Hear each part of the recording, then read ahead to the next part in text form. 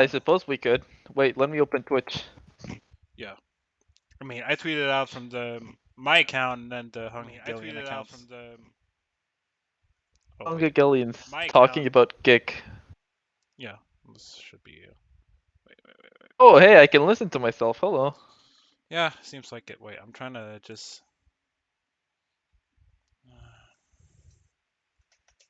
Yeah. All right. Why is it? I just want to see. Okay. Okay, let me turn off the let me turn off the sound, and that way I can look at the chat while we talk. Wait, maybe I should. I might be like this a bit like I think my voice is like lower that Uh, than both of you yeah. possibly. It sounds fine actually. Okay, sounds fine. Okay. Uh, wait, do I sound fine? Yeah, you sound fine. You sound fine. It's no problem. All right. All right, cool. All right. Well, am I? I guess people are So, just gonna stream it. So yeah. So all right. So episode 3. After so long of just getting, well, there was like the first delay where Max's internet got kind of screwy there, and then like I got sick for like about a week, which kind of interfered with some stuff. Well, not completely, but it did mean that I had read like most of what I needed to read before I got sick, and so now my memory's a bit hazy. And then I did take notes. Well, I took notes and I went to like look at it, and then I started out just like summing up some little things, and then I realized I was just like copy pasting like entire paragraphs from the text because I liked it so much. So not exactly the most studious. efficient or I mean, I mean the thing is, well, here we're talking about like which is a you know, it's the it's they're from Netherlands, right? Yeah, so something like that. Well, it does stand for it stands for like group of international communists, but in German, communist starts with a K. So there's Yes, I that. know. So the text is fundamental principles of communist production and distribution. So that's what we read, and it's a council communist text, and Yeah, it's had a bit of a resurgence lately. Um, well, thanks to Twitter mostly, I think, right? a bit, but the thing is, I'd seen it on other communist podcasts such as Swampside Chats and Alpha to Omega. So it wasn't just Twitter. Maybe it was Oh, like, I see. yeah, Yeah, I am mainly behind the popularity of the text today. yeah. Well, I think you latched onto it at the same time other people were got interested in it, which is Oh funny. yeah, I think there is an interesting story behind it actually. Oh, really? Do you know? Yeah, do you know who recommended me that text? Who? Ogi. Really? Oh my god. Ogie, really? Oh Oh my my god. god. Yeah, Oh well. there's a very dark story. There's a very dark story behind this text. Very dark story. Okay, well. Wait, I thought Ogie was an anarchist. Ogi is Ogi. She is Right. many things, but one thing is for sure is that she's a pedophile. Well, there's that. And people who want to know, no, we're not explaining that. It's for the real ones only. It's for the real ones. For yeah. Yeah. All right. No, So, by the way, if you guys don't know, I used to be known as @AngleSimp on Twitter. I'm Daniel. and then you Uh, got I got I got canceled by Twitter. yeah, you got canceled But for telling for pronouncing quote unquote maybe questionable statements about white people, jokingly, may I add. So, I yeah, it was it was all a joke in Minecraft. yeah, I mean, I kind of wish it wasn't a joke in Minecraft sometimes, but right? And see, I speak for the crackers here that some crackers just need to go. All right, Okay. I will say it. But yeah, so, Constance, you will get us banned off the platform. well, we'll be like Vosh. We'll just like go from like streaming on Twitch to like to go streaming on YouTube for like about a year before we're just let back in. Doesn't he have like his own platform? I think he has like his own website or something. Yeah, but not the streaming. But yeah, it's just yeah, it's a complicated story. But he got Anyways, yeah. to get back to our topic. Yeah, Oh yeah, yeah, that's good. Geek. So, yeah, so I was told to read like basically, well, I think he gave me chapter 1, the 4th and 5th sections, chapter 4, chapter 5, chapter 7, chapter 9. That's what I read because that's what he said was the Okay. most important. And I mean, Yes, in a way, I also should have recommended chapter 7, but I think it's whatever, you know. no, I read chapter 7. Chapter 7, the communist mode of distribution. That's it.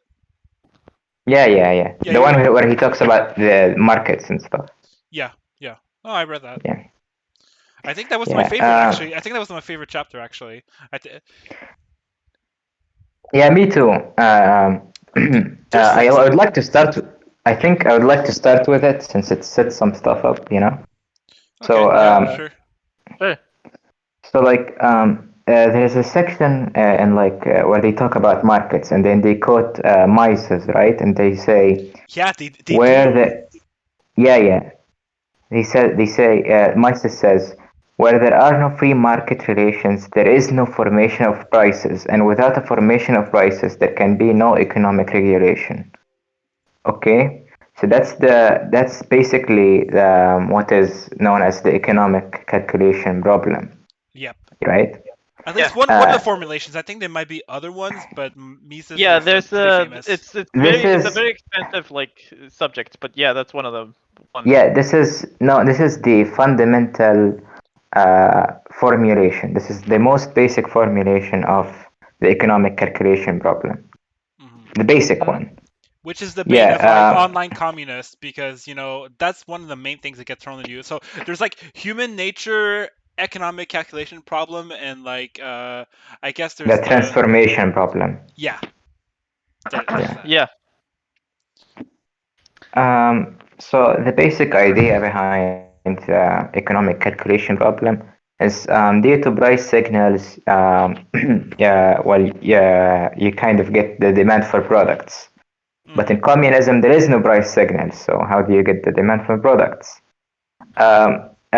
Get obviously answers this, but they answer this after a huge smug dialogue about how markets are I awful.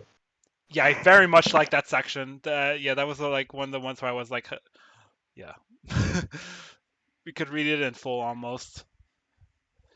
Yeah. Uh, anyways, so the way they answer it is that they start by saying, well, the market mechanism is not really perfect. It's the source of colossal crisis, production crisis in capitalism, etc. Of course. And then, yeah, that's how that's they say this before they actually answer the problem in chapter 7. Hmm.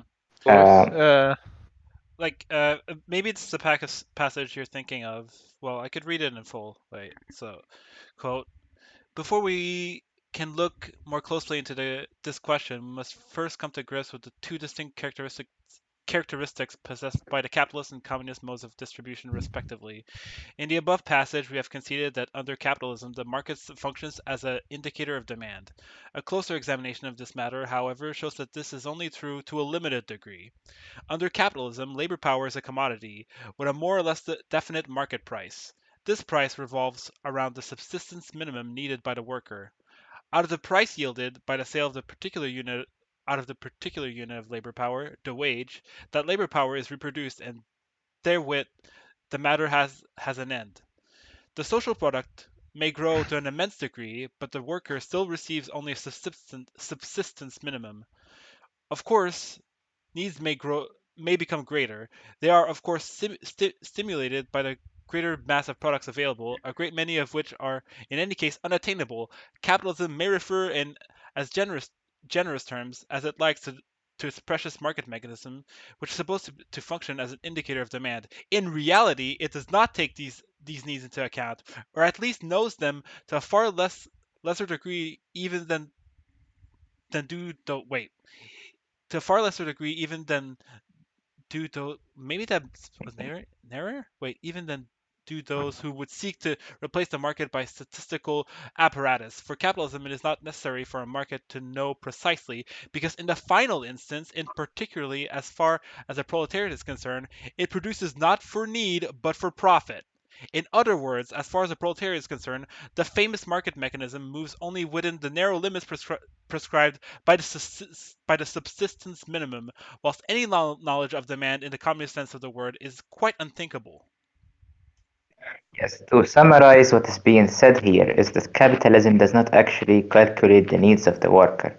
What it calculates is what is known as effective demand.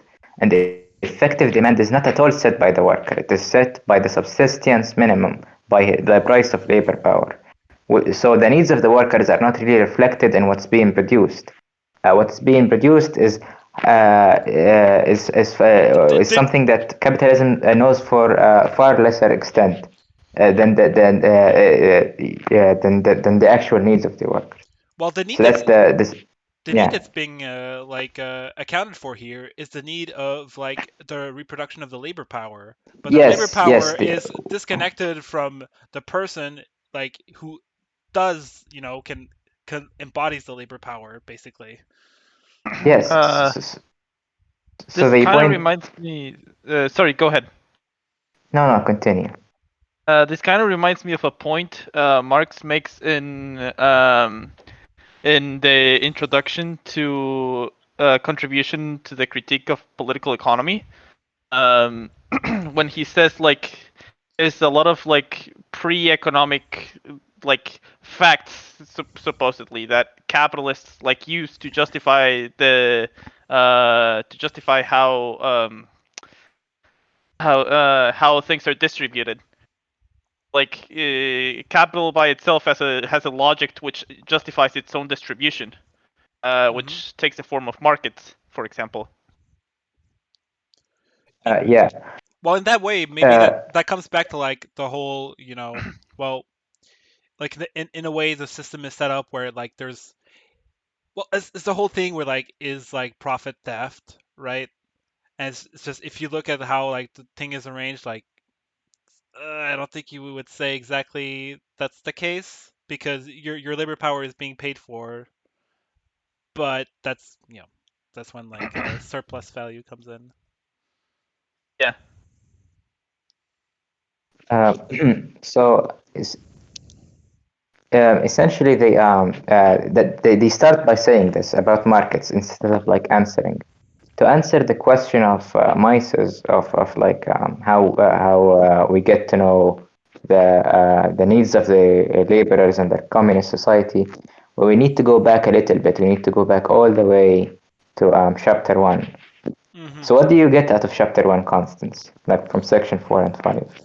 Yeah, if I remember correctly, there was I think this is when they started to introduce was it there like oh yeah, right, so the accounting, right, Yes, the yes. need They start in to have like a very transparent like social accounting like book accounting of like labor time in general. yeah, and they go through a wealth of literature on the matter, Hmm. on like planning and like the unit of accounting, etc. Yeah, So and one thing it's they something they very much highlight that like the people they're critiquing, like Kautsky and what was the other guy's name, Leishner, right? They they they yes, and they there they was they, they, also they bungle the fact that the very like fundamental unit of accounting should be labor time. Well, uh, the average, what would be the correct? average social hour of labor. Yeah, Yeah, yeah, that's what I mean. Yeah, that's what yeah. I mean. They go through a wealth of literature, including Kautsky and Leifner, and they also go through literature written by anarcho-syndicalists and by other anarchists. And they You mean council communists? Ha ha ha ha ha. ha. Yeah, I think I joke on Twitter that when you're left com with the anarchists, but you're an anarchist to the left coms, that's when you're a council communist. I think it's just when you read Noam Chomsky though. Yeah. Famous cancel communist, understander, Noam Chomsky. That being said, they have a brilliant takedown of SOCDEMs, of anarchists of all kinds, and I think I have had a lot of fun reading it. Um, It's very. Essentially, the SOCDEM solution to the economic creation problem is that there is something such as price fixing, Hmm. right? Where Just you have what? like Price price fixing? fixing, yeah. Oh, So okay. the idea essentially is well, it operates like a market, but then the state sets the prices down, and that's like socialist somehow. Yeah, I think there was How? like a whole. Yeah, it was. Reading through that, Ironic, it was very confusing, but I guess in the sense that you're just like reading what they're actually representing fairly what they're reading, and you're like, wait, what? What is this? It's such like it seems like so needlessly complicated, but then you yes. understand the. The idea behind price fixing is you maintain the market mechanism, and at the same time, it does not have the law of value because prices are set arbitrarily by the state. Hmm. So, ironically, this is the worst of both worlds. The reason for this is demand. Supply and demand is not some magical wound. It's not some like magical spell. The way it works is when prices go down, capital is thrown out, and then the supply drops down to demand. Do you understand? Mhm. So arbitrarily fixing prices fucks this movement. When prices go up, capital goes into the business, and then supply will increase with accordance to demand. When Mhm. prices go down, capital is pulled out, and then supply decreases to demand. If you set it's all related to price movements. If you set prices arbitrarily low, this movement stop working, and so you will have a system that that has a value form and does not even regulate production. Yeah, you're not even getting the sort of like law of motion of capitalism like going kind of in a way where there's at least like some feedback in a way. It's just So, you almost have to like um, yeah you would almost like need to just know in advance what to set the price as, and then it's like why would you want to do that? That seems like such like a headache. anarcho-syndicalists, on the other hand, what they want to do is, or at least the literature they reviewed in GEC, what they want to do is maintain capitalist production, but the profits will be distributed among the workers. Of course, GEC had a lot of awful things to say about that group since they want to maintain capitalist production and the law of value, etc. By the way, And of course, this just keeps existing. This is something that just I mean, it's not even anarchists necessarily who just do this nowadays. It's just Yeah, like it's a thing. MLs do it too. Yeah. Or like market socialists is just that. Like Vosh is basically I think he's Watch his pretty whole sect. yes, he's very much like said the exact same. They're like, oh, we're distributing among the workers. And like the one person who just like actually called him out on it was Destiny. uh Yeah. Oh my God. Why is Destiny such a fucking leftcom though? Like whenever he starts talking about like socialist theory, he sounds like a leftcom.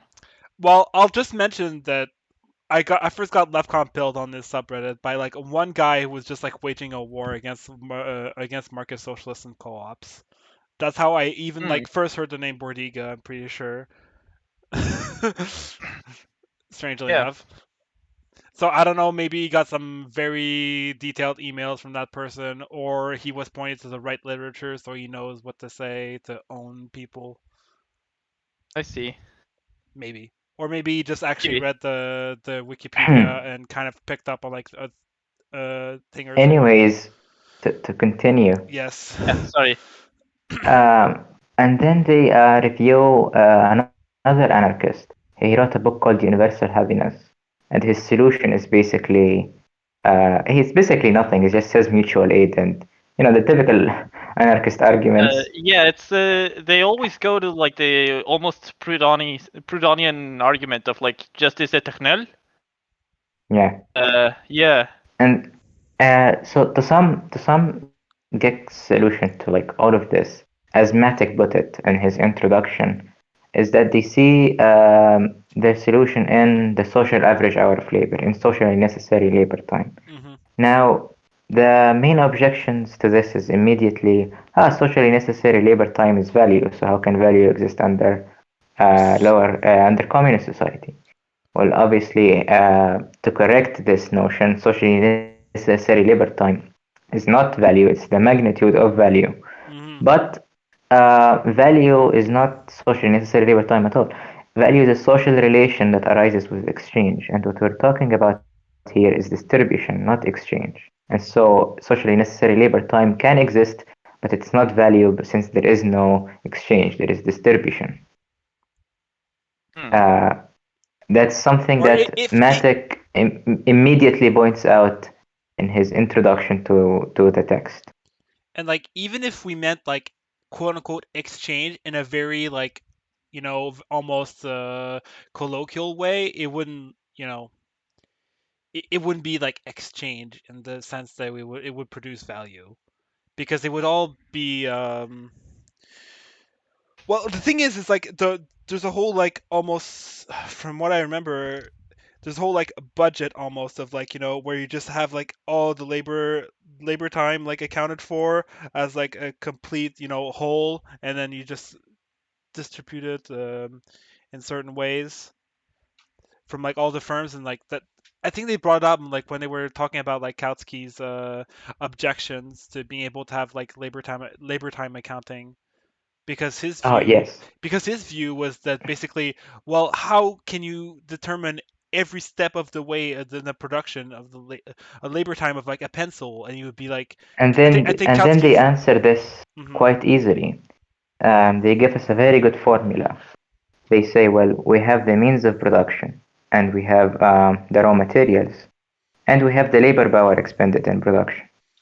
And obviously, in capitalism, in bookkeeping, very general bookkeeping, we have the prices we have the prices of the means of production, and we have the prices of raw material, etc.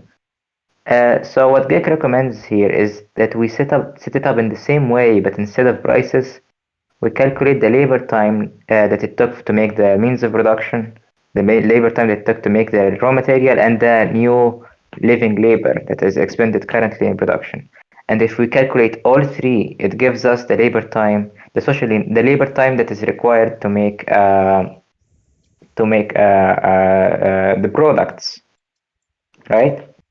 Hmm. Hmm. Um, right. So if we add all three, we get the summation of all of the products. So say for example, a factory made 40,000 shoes, and we have the labor that was taken in raw materials was say it was 12,050. We just like we take the product and we take the production time to get the labor time that it took to make just one shoe, right? Yeah. But this is not getting socially necessary labor time. This is just getting the average labor time in one factory. But the thing is, what people most miss, or one common objection is, well, in under capitalism, socially necessary labor time is determined at the moment of exchange. Why at the moment of exchange? Because well, I can't really know what other the time other factories took to make something. But under communist society, production is no longer private. All the firms, all the factories cooperate. And so, say for example, it took this particular factory 3 hours to make this shoe.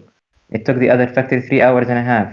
And so you add all of them until you get the social average, and they coordinate with each other before they even go ahead and carry out their production. With this method, we can do this for each and every single product until we have a social bookkeeping, a social account of bookkeeping. That way we can know how much labor time, how much socially necessary labor time each and every product took, in a way. Do you guys follow? Mm-hmm. I do follow actually. Well, it's Yeah. pretty it's pretty complex stuff and it's quite boring, but it's okay. Stick with me. Okay, I'm following. So the point of the social bookkeeping is that before you go ahead and carry out your own production, you can choose which products to get produced and then work the number of hours accordingly. Say, for example, I want a shoes that takes 3 hours to make, and then I want I don't know a fan or something that also takes 3 hours to make. And then before even going ahead and reducing, I can coordinate with the distribution committees, right? And tell them I want this and that. And so after this, I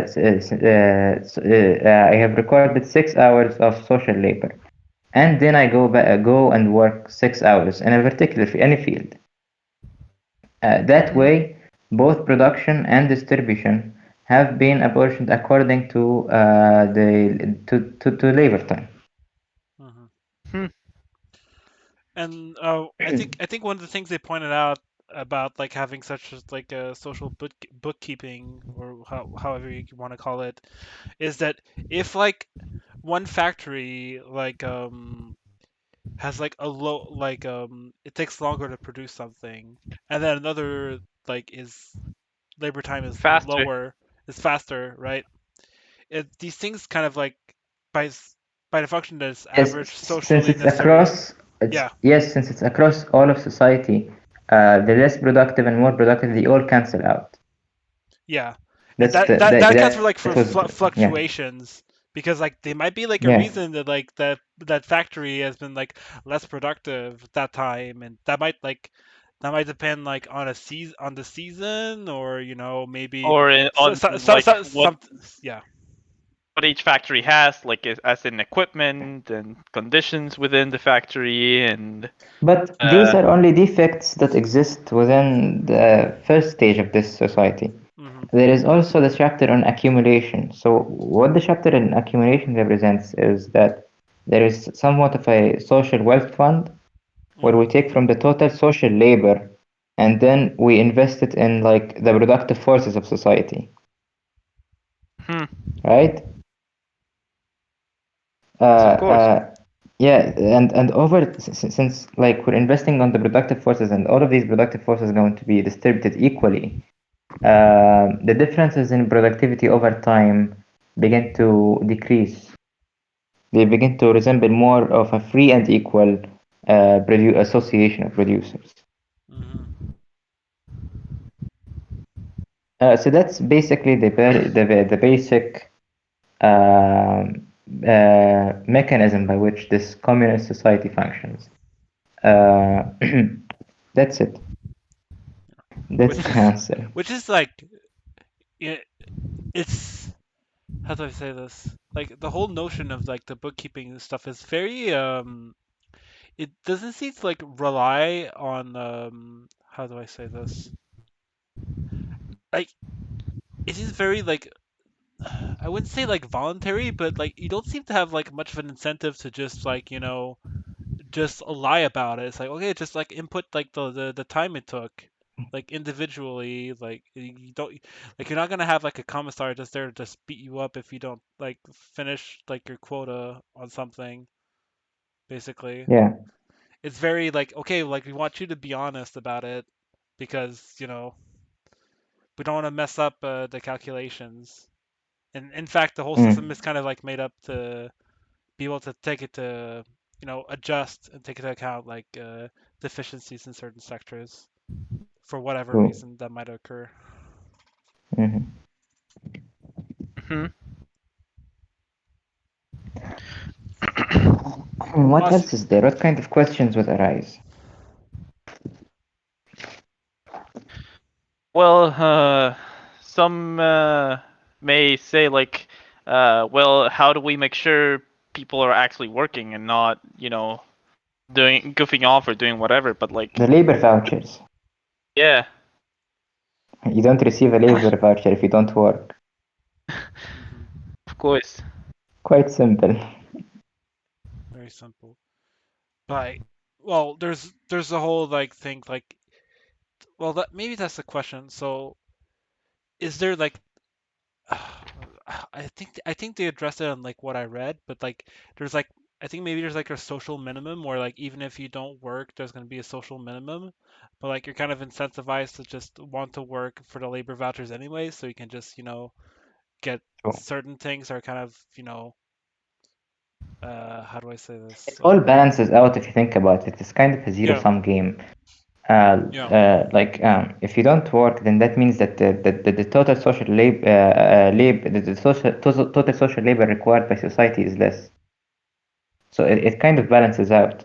yeah Yeah, because and of course, there's gonna be like developments in like technology which allow people to work less or make work faster. Yeah. Big computer.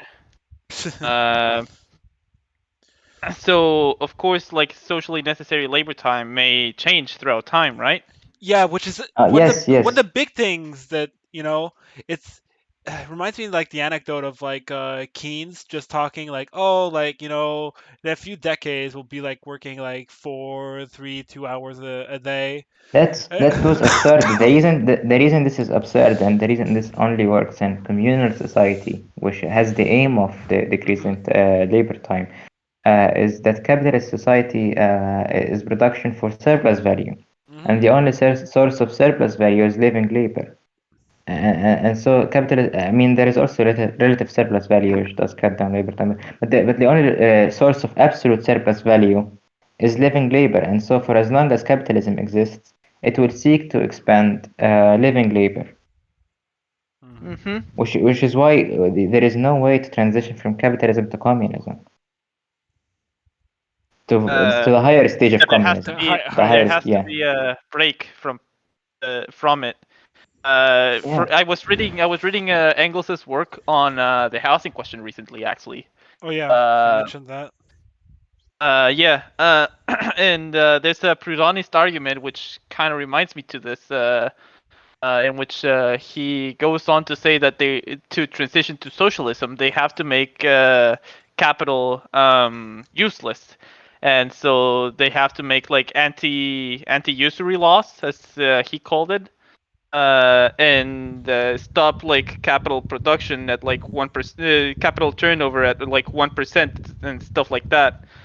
But that would never bring about like socialism, because you'd still have the capitalist mode of production. You just have like capital, which is just uh, brought back, like it's held back, but it still works, and people find ways around that too. Like for example, back in the Middle Ages, there were multiple laws against usury, but people still found a way to have usury. Mm. Hmm. Like for example, Jewish people did not really hold on to those laws because they were not Catholic. Which is why That's Yeah. just one example, though. yeah. So, what part of the book did you enjoy most, Constance? Under the chapter Uh 7. oh yeah, wait, chapter 7 was I think. Wait, so despite chapter 7, let me remember. Did you read the intro? The wait, the intro. Oh, I might have skipped that. I don't know. Actually, Oh. I think I read half of it, but then I was like, wait, no, I just gotta skip to the other stuff because this might be rambling. Mm-hmm. From what I remember, what I mean. Wait. Wait. I'm just gonna pull up all the things I just really liked. I just What is the chat saying, by the way? oh let me. Well, they're not saying whole lot. Mazarist is saying, "Hey guys, I've been here for a little bit." M is saying hi right now. Hello, M. Oh, hey, Uh, we've got 12 people watching, which is an okay number, I guess. Also, a lot of people are probably just gonna watch after we're done, anyways. That's how it goes. Yeah, and you guys have a very European audience, right? Like a Uh, lot I of have no your audience, idea. yeah, it's possible. I think there's that. like Um, it's probably like I don't know, like 2 a.m. or 3 a.m. for these people. Uh, It's 2 a.m. here, by the way. It's 3 a.m. almost. yeah, yeah. jeez. So I can imagine like there'd be not many people awake right now. Mm. I personally, it's like 7. It's probably the same time as Constance right now for. It's almost 9 here. It's almost 9 here. 9 Yeah, p.m. it's almost 8 for me. Okay, so 1 hour apart. Yeah, Oh, it's Mexican. oh yeah, right. So I think chapter 4 was also pretty good, actually. I did read some of that. Hang on, Especially chapter all the 4. also all the Kautsky like dunking, like oh god, like Oh, yeah, yeah. I this. remember Oh that yeah, one. Kautsky on the well, just gonna read like Kautsky on the other hand considers labor time accounting control as possible in theory, but impossible to implement in practice, since money cannot be dispensed with as quote as a measure of value in maintaining accounting control of exchange relationships in a socialist society, while simultaneously it must, quote, continue to function as a means of circulation. Kautsky, who up until now has presented the capitalist conception of value as, quote, a historical category, that is to say, one which must disappear along with capitalism, has been thrown into such a state of confusion through Weber's bourgeois criticism and the practice of the Russian Revolution that he now swings to the opinion that the value concept must be enshrined for all of eternity. Which, funny thing, Engels had to correct Kautsky on the value being a. I think, if I remember, yeah, I think Engels had to correct Kautsky on the value being a historical category. Because What did he say about it? I think wait. Eh, I think Maddock talks about it. Engels did not like Kautsky very much. And I Or mean, Brent.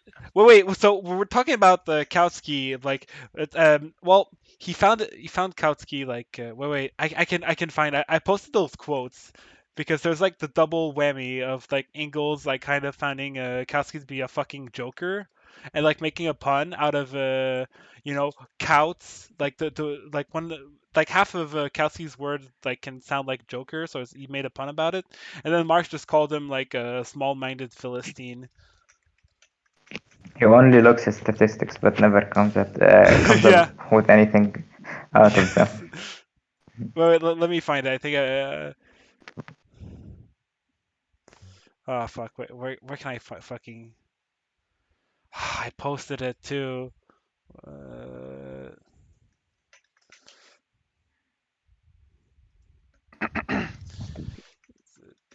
uh, How long has the podcast been running? what? About 20 minutes, I think. Mm. Just 20 minutes? Jesus Christ. Oh, no, 40 minutes. 40 minutes, almost Oh, 40 okay. minutes. Okay, that's fine. Right. Oh, okay. I can't find it on my Twitter, but wait. I know what to get. I Um, want to read the full quote of like Kautsky getting dunked on by Marx. It's funny. I It's also a like Engels did not like Bernstein either. There's a quote in There's a in the, there's a very fun circular letter in which like he Ingalls dunks on the quote unquote the manifesto of the Zurich trio, and one of the trio is Bernstein, and yeah. it's basically just a complete dunk on like basically Vosh kind of. Well, okay. I want to read the whole quote from Marx on Kautsky. All right, do it. Quote, Marx had a very different view of Kautsky. So wait, I can read like, oh wait, I'm gonna just read from this because it's better this way. Okay, so they nonetheless, from Kautsky's point of view, had a lively conversation on a variety of topics. As a result, Kautsky left highly satisfied and this feeling grew even stronger with each visit to Marx. Kautsky remarked that Marx's goodness made a strong impression on me as the enormous compass of his knowledge and the sharpness of his mind. Even the few hours that I spent with Marx were sufficient to make me clearly conscious of the force of this mighty personality, which overpowered at the same time as it enchanted. Marx had a very different view of Kautsky, and in a letter to his daughter Jenny from April 1881, he described Kautsky as, quote, a small-minded mediocrity, too clever by half, industrious in a certain way, busying himself with statistics which he does not derive anything intelligent, belonging by nature to the tribe of the Philistines. Kautsky met Oh my god. Kautsky met his hero, but his hero did not like him. God. The source from that is from Karl Marx, Interviews and Recollections by David McClellan. If there's anything socialist, like all socialists from like all camps love is fucking dunking on Kautsky. Jesus Christ. I think they just kept him as a pet at one point, like just to be able to dunk on him. Because Jesus, everybody from like Lenin and the like left comms and the Italian left comms, like sorry, I wanted to say the council Yeah, communists he's and the definitely Italian the left comms. punching bag of communism. Yeah. Punching bag. I mean, the thing is, a lot of left comms were basically very close to like the whole milieu, so they kind of understood. In the same way that Rosa saw Kautsky for who he was before Lenin, I think they saw him for who he was before. I think maybe even before Rosa, maybe. Oh, I see. Yeah, Anyways, we should conclude this episode. maybe. Well, I think someone else wanted to be added to the call or something. Jeez. Who? It's Marxia, I think. Mauser. No, Jonah the Marxist wanted to join. Oh, right. Does he want to join now? He's playing Crusader King, I think Kings 3, so I don't think he wants to join. Wait. How do I get someone in the call? You just have to. No, it was someone else. It was like wait. It was Jonah the Marxist. I remember. I mean, there's maybe there's like two people who just Yes, I think it's the other guy. That's this guy. By the way, it was nice coming on. Thank you for having me. yeah. No problem. Oh, by the way, just a small thing. I'm doing like a deep dive into Marx and Engels. Where every Saturday I just hop on my Discord and start reading anything. If you'd like to join, just send me a message on my like a direct message on my Discord, and yeah. Next month I'm gonna be reading Capital. Oh.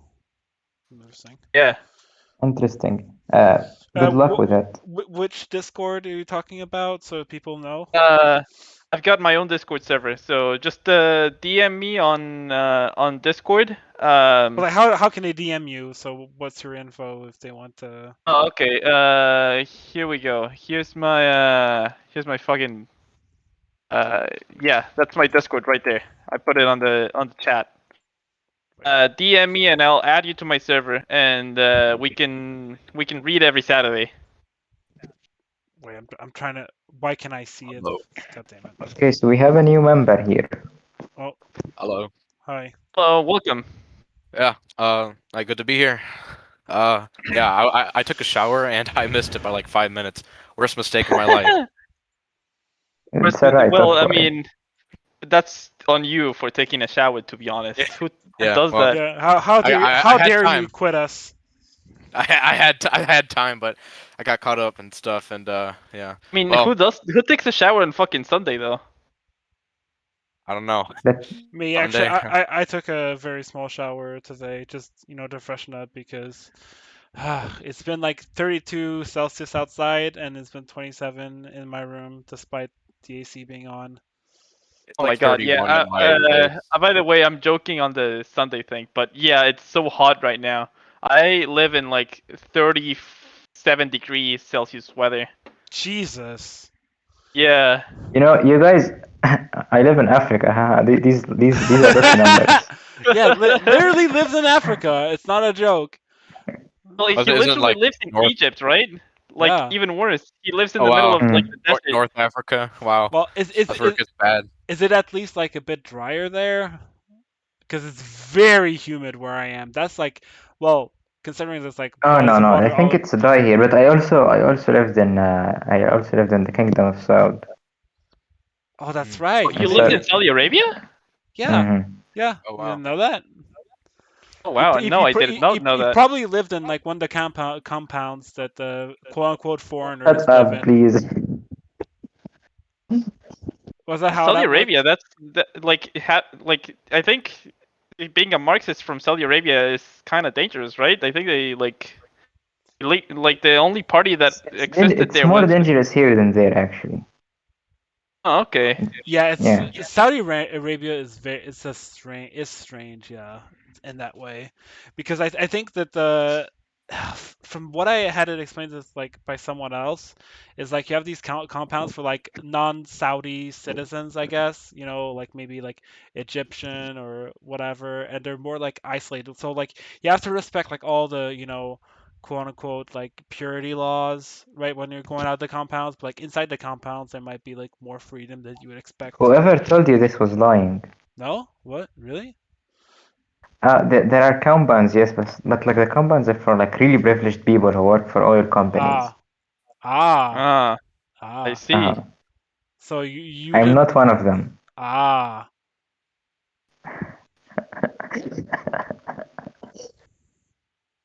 Well, uh, Yeah. Wait, what was okay, the? I guess.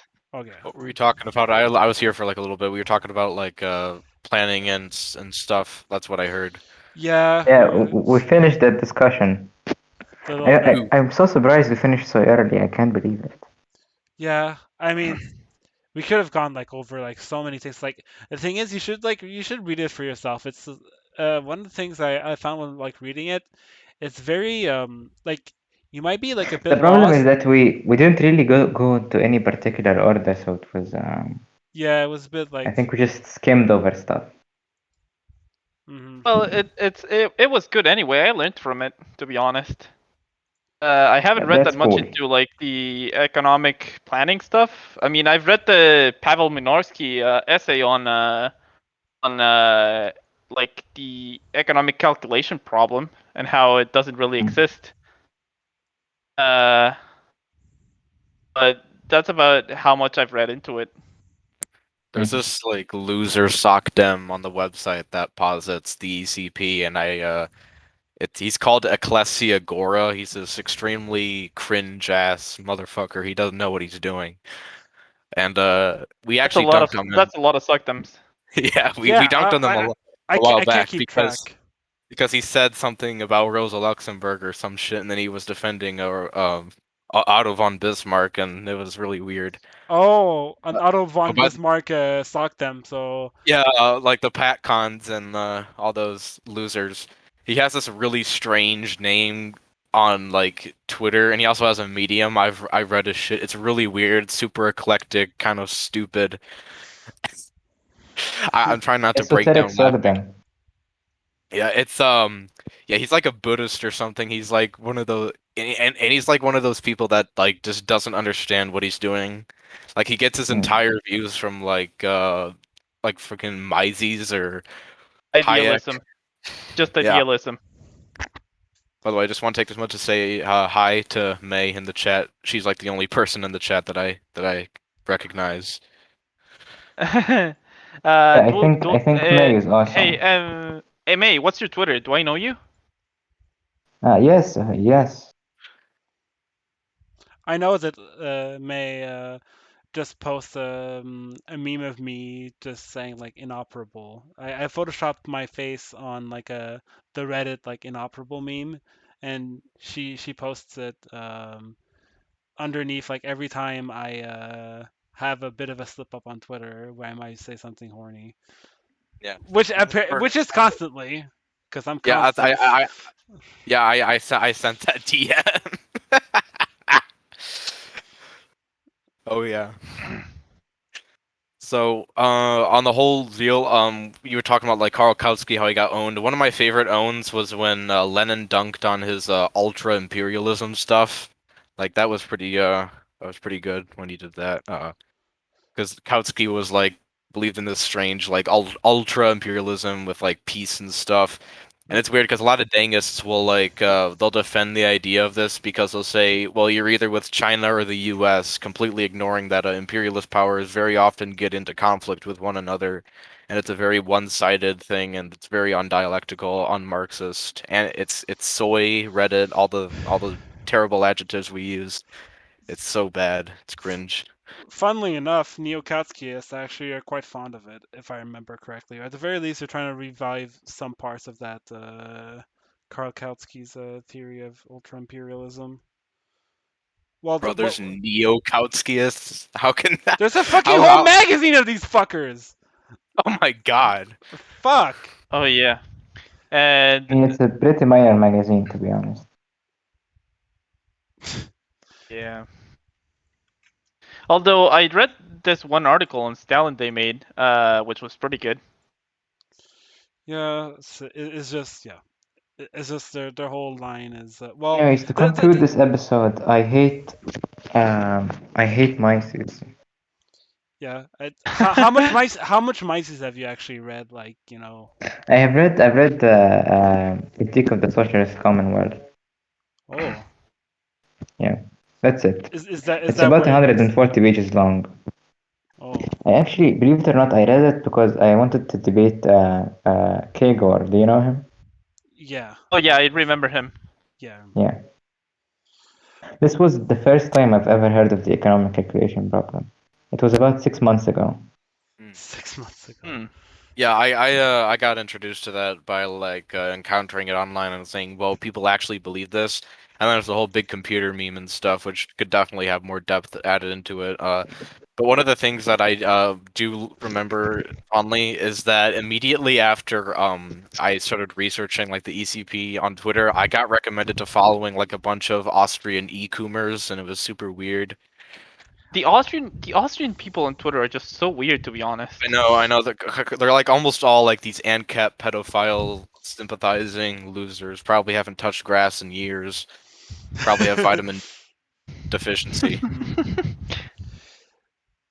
Well, I Anyways, just, I goodbye, just, guys. I think, I personally, my take on like the libertarian movement is that they're like a petty bourgeois, kind of pseudo socialist in a way movement. Like they're they're weird and obviously not. inverted. They're very weird and inverted, bizarro world socialists in a way. I Yeah, what lives rent free in my head is that like that article was it fuck wait, I'll try to find it. I think like Left and Right they're by in favor of Mises. free association, for example, which would be good. Oh wait, But yeah, like, I found it. The Left and Right Prospect of Liberty by Mises. Keep talking. I want to read the part of this. yeah, like they're in favor of free association, which is good, but they don't realize that the relationships of capital by itself don't allow for free association in the first place because it requires a proletarian. This, for example, goes back to chapter 33 of Capital. There's a quote on this I used for my global division of labor work. Um, Which I read. Is this that the is thing you from. sent me? Yeah, that's the thing I Okay, sent yeah, you. yeah. First of all, Wakefield discovered that in the colonies, property, money, means of subsistence, machines, and other means of production does not as yet stamp a man as a capitalist if there be wanting the correlative, the wage worker, the other man who is compelled to sell himself of his own free will. He discovered that capital is not a thing, but a social relation between persons established by the instrumentality of things. Like, and this can be seen objectively. It's a dialectical union of opposites. There's the bourgeois class and there's the proletarian class. One cannot exist without the other. Uh, and so, from what I understand, wanting free association, which is one of the goals of communism, would require to destroy the conditions that create this system in which some of us are in a class society, which and have to sell our own labor by force to survive. They don't realize this. Like they don't see the relations of capital as a bad thing. they, They don't really. what's really weird Sorry. is that they see it for taxes, but they don't see it for everything else. Yeah, They're so close, but they can't. They just can't get there. yeah, it's so weird, and I think it mostly derives from an almost like a petit bourgeois socialist outlook. Like they So, see a lot of problems with they see a lot of problems with what they call corporatism and crony capitalism, but they don't realize this is just the loss of capitalist motion. Like this is just how it's gonna work. You can't appeal to like a sense of justice éternelle. Like sorry, I just butchered that French. Like eternal justice. éternelle, la justice éternelle. Yeah, like it's basically Proudhonist. Like they appeal to a sense of eternal justice, but they also want to keep. They still want to keep like the capitalist mode of production. Well, they're trying Quick, to they're trying to cherry pick what they want out of it, but they don't understand that they don't understand the root of it all, which is value creation. Exactly.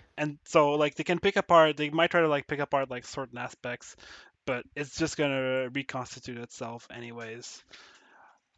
Or they'll be stuck with a very like weird system where they just have to like kind of pretend like a part they've quote unquote abolished a certain part, but in a way it's been diffused somewhere else and it's still operating in a way, just maybe deformed. Yeah. Actually, it was okay. So that was the so yeah, the Mises stuff. Okay, so Mises like wrote like an article called "Left and Right's Prospects for Liberty," in which like he like it's one of the really weird things where like libertarians like in the U.S. would praise Mao for being like a great like literally a great and authentic bourgeois revolutionary because he would take down feudalism, so that made like capitalism viable, kind of. So yeah, That's funny. yeah. But in this text, there is a path. Okay, so I want you to keep in mind that like the terminology that's used here, like this is a libertarian speaking, but keep in mind what's about to be said by someone who is like so fucking far down the rabbit hole. All right, so I'm gonna read this All right. quote. Quote, in short, Russell Kirk, who claims that socialism was the heir of classical liberalism, and Ronald Hawney, who sees socialism as the heir of conservatism, are both right.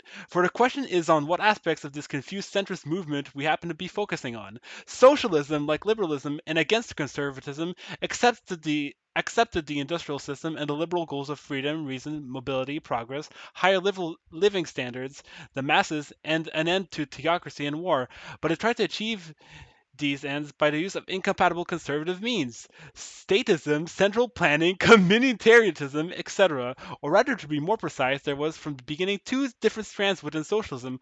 One was the right wing, authoritarian strand, from which Saint Simon down, which glorified statism, hierarchy, and collectivism, and which was thus a projection of conservatism trying to accept and dominate the new industrial civilization.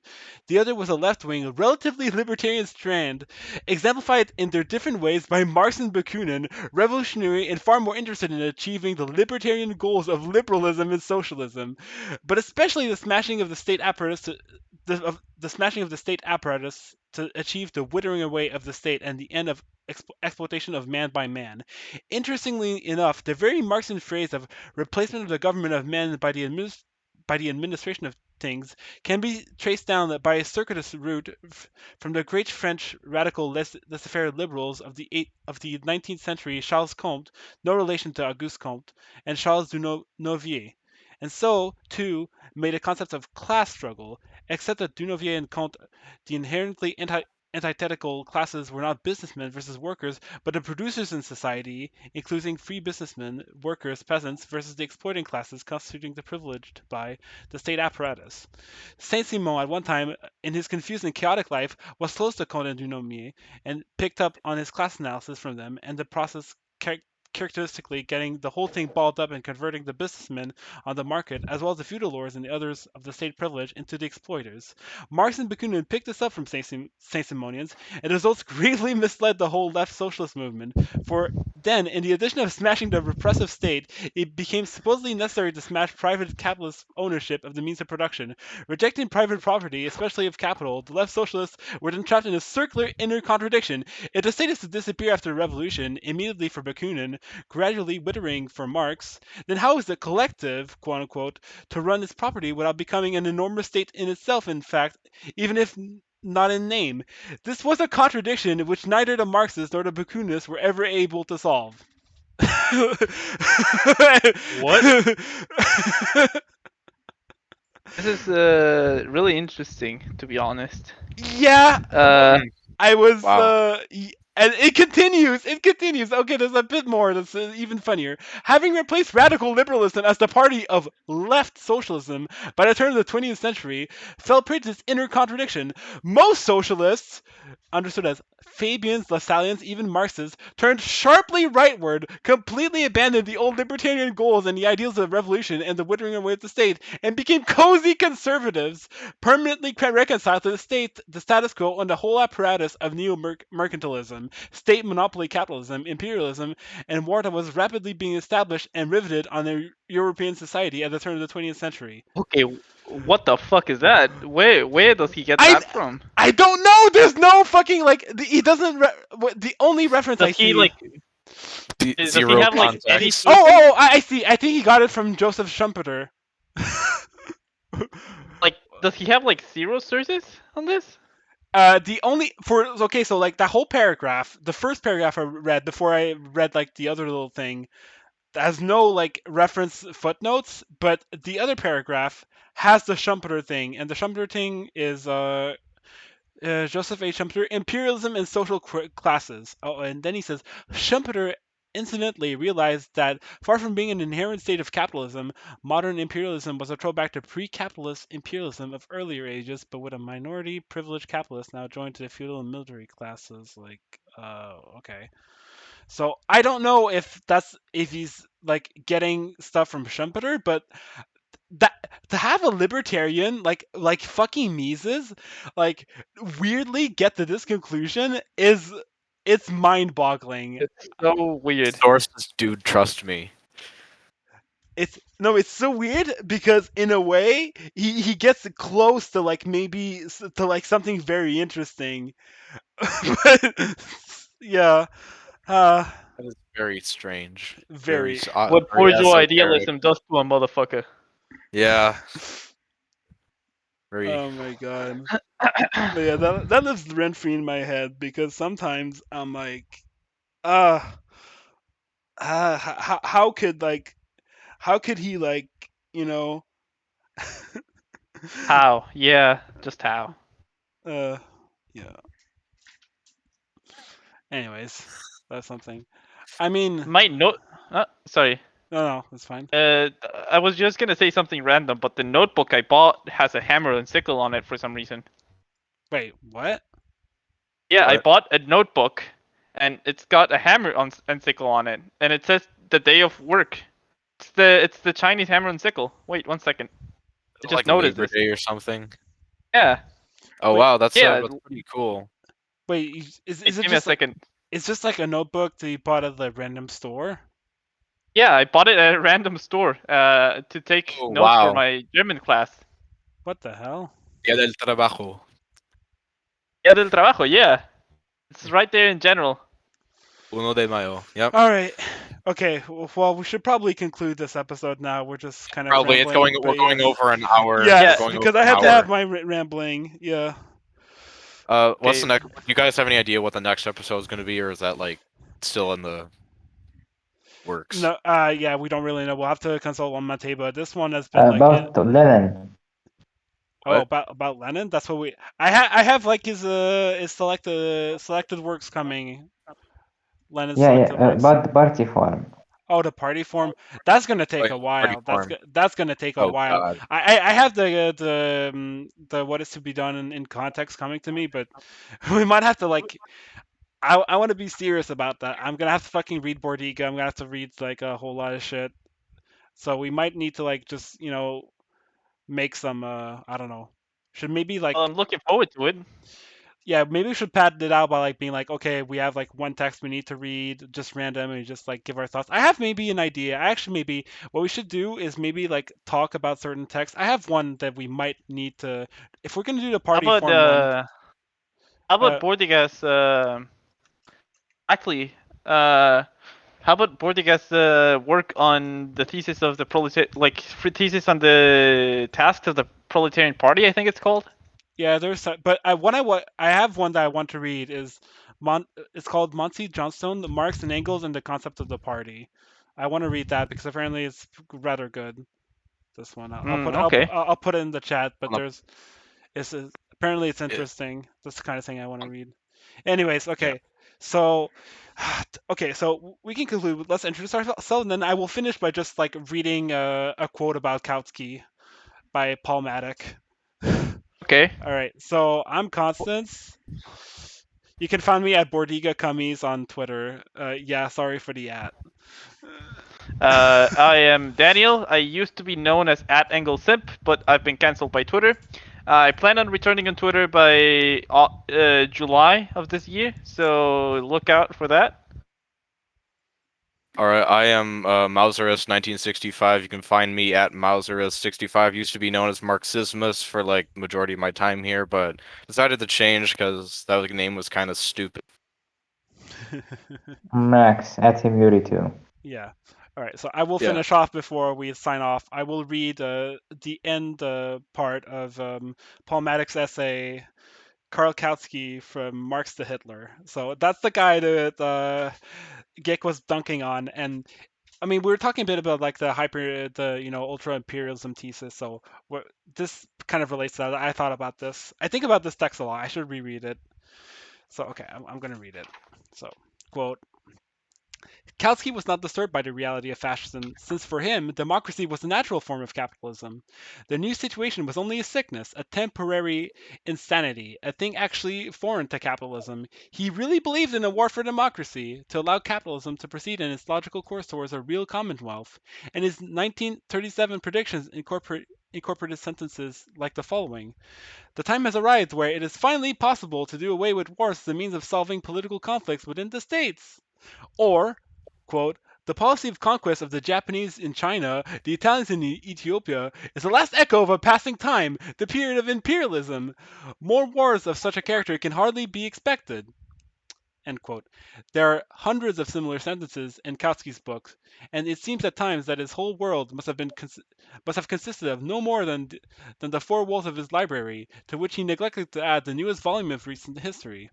Kautsky was convinced that even without a war, fascism will be defeated, the rise of democracy reoccur, and the period return for peaceful development towards socialism, like the period in the days before fascism.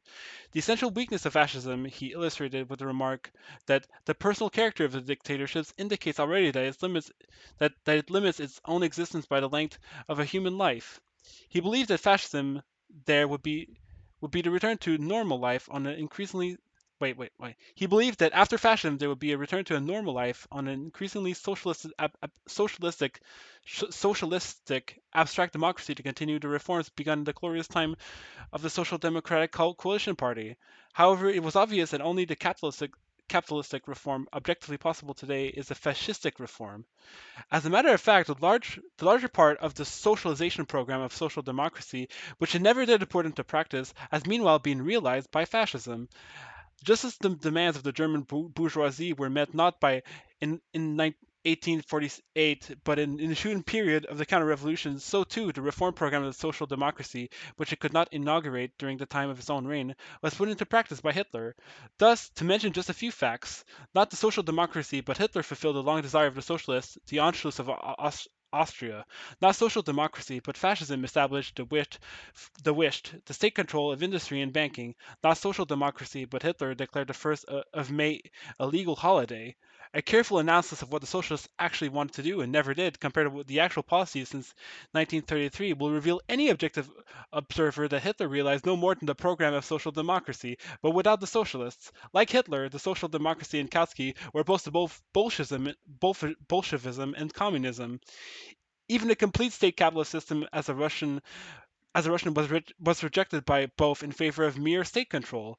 What is necessary in order to realize such a program was not dared by these socialists, but undertaken by the fascists.